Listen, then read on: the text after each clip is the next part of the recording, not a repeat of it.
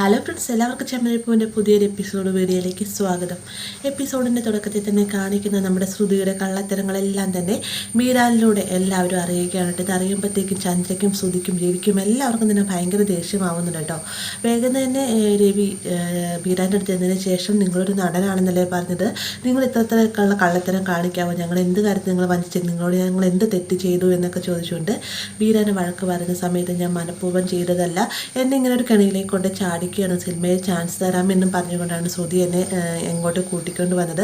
ആദ്യമൊക്കെ ഞാൻ തമാശയായി കരുതിയെങ്കിലും പിന്നീടാണ് നിങ്ങളെല്ലാവരും കൂടി മനഃപൂർവ്വം ശ്രുതി എന്തൊക്കെയോ പറഞ്ഞ് പറ്റിക്കുകയാണെന്നുള്ള കാര്യം മനസ്സിലാക്കിയത്. ഇവിടെ എന്തൊക്കെയോ കള്ളത്തരങ്ങൾ മറിച്ച് പിടിക്കുന്നുണ്ടെന്നൊക്കെ ബീരാൻ പറയുമ്പോഴത്തേക്കും ശ്രുതി ആകെ അങ്ങ് വല്ലാതാവാണ്ട്. ഈ ഒരു സമയത്തും എല്ലാവരും രൂക്ഷമായി നോക്കുന്നത് ശ്രുതിയെ തന്നെയാണ്. അതിനുശേഷം ബീരാൻ നേരെ ശ്രുതിയുടെ അടുത്ത് വന്നിട്ട് പറയുന്നുണ്ട്, ശ്രുതി സത്യാവസ്ഥകളെല്ലാം തന്നെ എല്ലാവരോടും തുറന്നു പറയുകയാണ്, നിനക്ക് രക്ഷപ്പെടാതല്ല, ഇനിയും കള്ളത്തരം പറഞ്ഞു പോകാനാണ് നിന്റെ ഭാവമെങ്കിൽ എന്നെ രക്ഷിക്കാൻ ആർക്കും ആവുകയില്ല എന്നൊക്കെ പറഞ്ഞൊരു താക്കീത് നൽകിയിട്ട് എല്ലാവരോടും ക്ഷമയും പറഞ്ഞിട്ടാണ് ബീരാൻ അവിടെ നിന്ന് പോകുന്നത്. ബീരാൻ പോയതിൻ്റെ തൊട്ട് പിന്നാലെ തന്നെ ശ്രുതിയെ സച്ചിയും രേവതിയും ചേർന്ന് കുറ്റപ്പെടുത്തുകയും വഴക്ക് പറയുകയൊക്കെ ചെയ്യുന്നുണ്ട്. ആ ഒരു സമയത്ത് ശ്രുതി ഒന്നും മിണ്ടാതിൻ്റെ മുകളിലത്തെ നിലയിലേക്ക് കയറി പോകുന്നത് കാണുമ്പോൾ തന്നെ രവി പറയുന്നുണ്ട്, നിൽക്ക് അവിടെ, നീ എങ്ങോട്ടേക്ക് കയറി പോകുന്നത്, നീ എന്തിനു ഞങ്ങൾ ഇത്രയധികം കള്ളം പറഞ്ഞു പറ്റുക, നീ പെരുങ്കള്ളിയാണെന്നൊക്കെ പറഞ്ഞുകൊണ്ട് ശ്രുതിനെ വഴക്കൊക്കെ പറയുകയാണ് കേട്ടോ.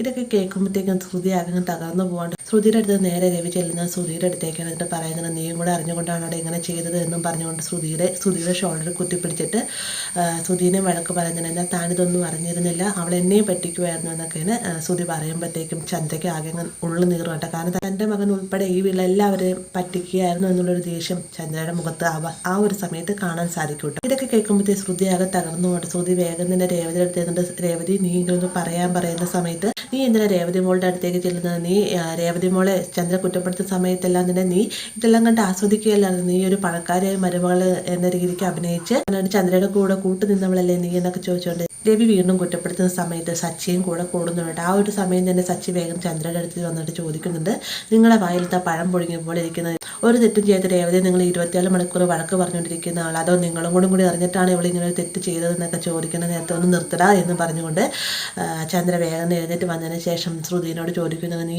എന്തിനാണ് ഞങ്ങളിങ്ങനെ കള്ളം പറഞ്ഞ് പറ്റിച്ചുകൊണ്ടിരിക്കുന്നത്, നിനക്ക് നാണമില്ലേ എന്നൊക്കെ ചോദിക്കുന്ന നേരത്ത് തൻ്റെ ഭാഗം ന്യായീകരിക്കുന്നതിന് വേണ്ടി ശ്രുതി സംസാരിക്കുന്നുണ്ടെങ്കിലും ഒരക്ഷരം പോലും നിമിണ്ടി പോലും നിനക്കിനി ഇവിടെ ഈ ഒരു വീട്ടിൽ സ്ഥാനമില്ല എന്നും പറഞ്ഞുകൊണ്ട് വീട്ടിൽ നിന്ന് പുറത്തിറക്കി വിടാനായിട്ട് എന്നെ ഇറക്കി വിടരുന്ന് പറ അങ്കിൾ എന്ന് പറഞ്ഞുകൊണ്ട് രവിയുടെ അടുത്തേക്ക് ചെല്ലുന്നുണ്ടെങ്കിലും നീ ചെയ്ത തെറ്റിനുള്ള ശിക്ഷ നിനക്ക് തന്നെ ലഭിച്ചേ മതിയാവും ശ്രുതി, നീ തന്നെ ഇറന്ന് വാങ്ങിയതാണെന്നൊക്കെ രവി പറയുന്നത്. പെട്ടെന്ന് ചന്ദ്ര പറയുന്ന, ആര് പറഞ്ഞിട്ട് കാര്യമില്ല, നിനക്കിനി ഇവിടെ സ്ഥാനമില്ല എന്നും പറഞ്ഞുകൊണ്ട് ശ്രുതിയുടെ കഴുത്തിന് പിടിച്ച് പുറത്തേക്ക് തള്ളിവിടുകയാണ്. അപ്പം ഇതിനിടയിൽ തന്നെ ശ്രുതിയോടും അതുപോലെ തന്നെ രവിയോടൊക്കെ വീണ്ടും ക്ഷമം പറയുന്നുണ്ടെങ്കിൽ ആരും തന്നെ അത് ചെവി കൊള്ളാൻ തയ്യാറാകുന്നില്ല കേട്ടോ. മാത്രമല്ല ചന്ദ്രയുടെ ദേഷ്യം അടക്കാനാകാതെ തന്നെ വളരെ ക്രൂരമായ രീതിയിൽ തന്നെ ചന്ദ്ര കഴുത്തിന് പിടിച്ച് ശ്രുതിയെ പുറത്തേക്ക് തള്ളിവിടുകയാണ്.